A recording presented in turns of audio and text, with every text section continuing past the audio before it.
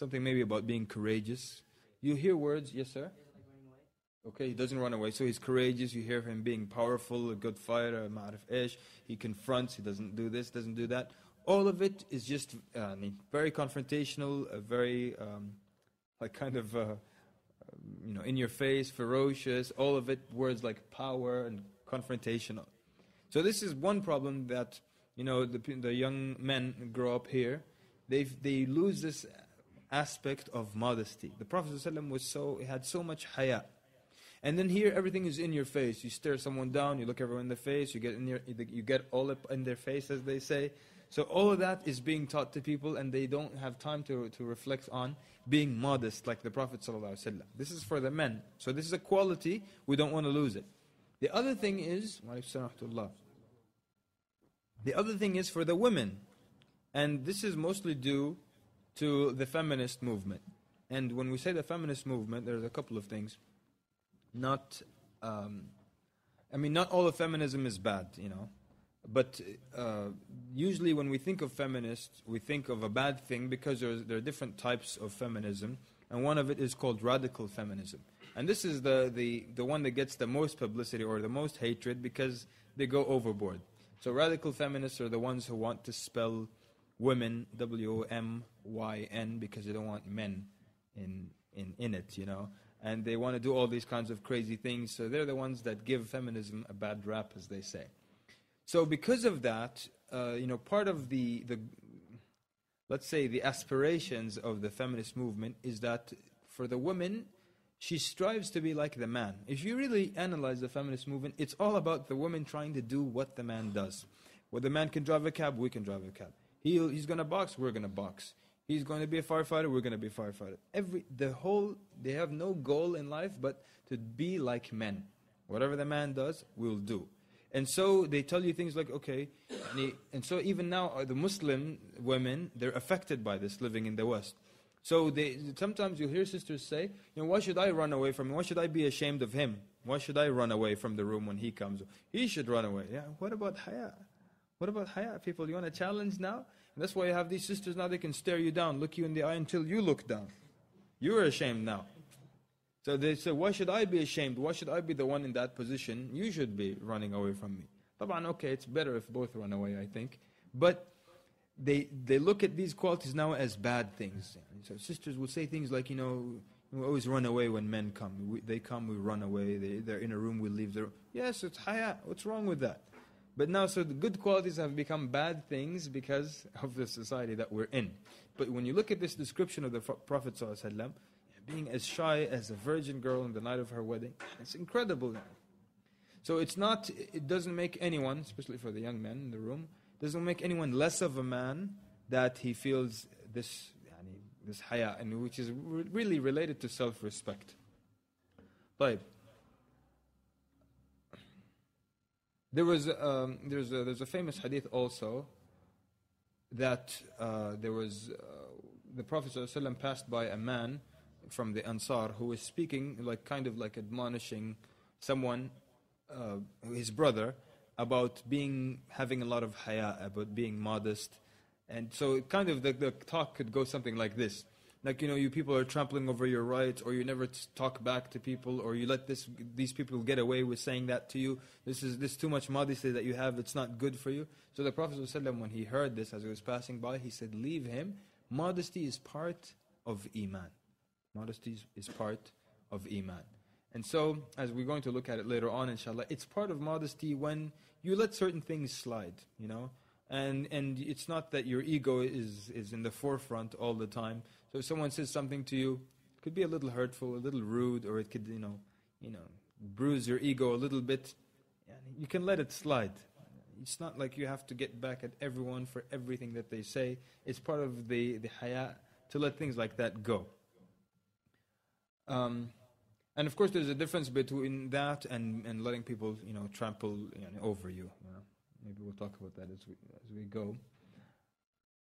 But you look at the haya of going back to the women not having haya, or feeling that it's a quality that makes them less than the man, that they have to be ashamed of the man or shy of the man, and so that you lose this quality of being shy anymore.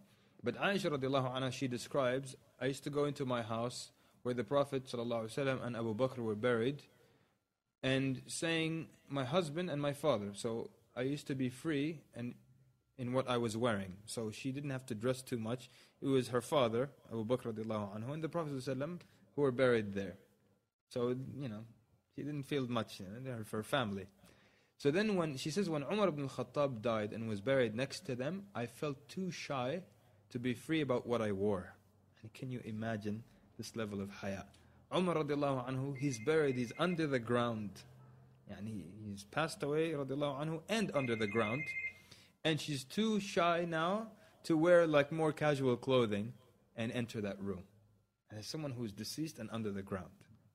So this is something that the sisters really should remember, So it's not a bad quality. It doesn't mean that you're the weaker person if you're the one who has haya. So she said, I used to cover myself properly out of haya from Umar, even though he was dead. Cover herself properly from someone who's deceased and under the ground. Can you imagine that? But of course, things got out of hand severely these days, so, no hijab, and it gets worse and worse and worse. But just look, this is our mother, Aisha radiallahu anha, and this is how she used to behave with Umar radiallahu anhu, who could never ever see her again. From who is one of the companions that had a lot of haya? Naam? Uthman radiallahu anhu, right? He's very popular for that. And because he had so much haya, other people had haya in front of him. And you know the story of the Prophet ﷺ when he was sitting and like his thigh, a part of it was uncovered, and Abu Bakr came and he remained in that state. And then Umar entered, he remained like that. But when Uthman came, he covered it. And so then he said that the angels, should I not show modesty to one whom even the angels show modesty in front of? It is said that Uthman radiallahu anhu, when he would just remove his clothing in his home to bathe or something like that, he would be lowering his head out of shame because Allah sees him in that situation. Who thinks like that anymore? Someone's just going to take a shower. And they remove their clothing and they go to the shower. Who remembers Allah is watching me? And now he's shy that Allah sees him like that. This was Uthman radiallahu anhu. And most people couldn't care less, that this was Uthman. Most people, they remove their clothes, they're happy, they're running around, the phone rings, they pick it up, salam alaikum, while they're in that state, But Uthman radiallahu anhu, he remembers Allah Azza wa Jalla is watching. And so the Muslim scholars have classified haya into 6 parts generally. And we have 20 minutes or so. We'll go over them. So the first is the haya of the sinner. There's someone who commits a sin and he feels ashamed as a result of committing the sin. It's kind of similar to Adam alayhi salam. When they committed the sin, they felt ashamed of that. And even narrations that will say that Adam alayhi salam, when he sinned against Allah, he cried for 70 years after that, just out of shame and disobeying Allah subhanahu wa ta'ala. So this is the haya of the sinner.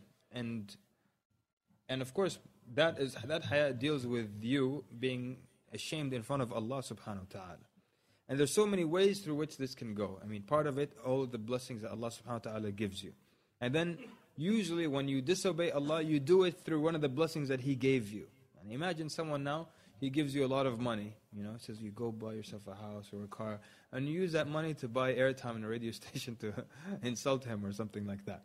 What do you think that would do to you? But Allah subhanahu wa ta'ala, He gives you everything, and every time you disobey Him, you do it using one of the blessings He gave you.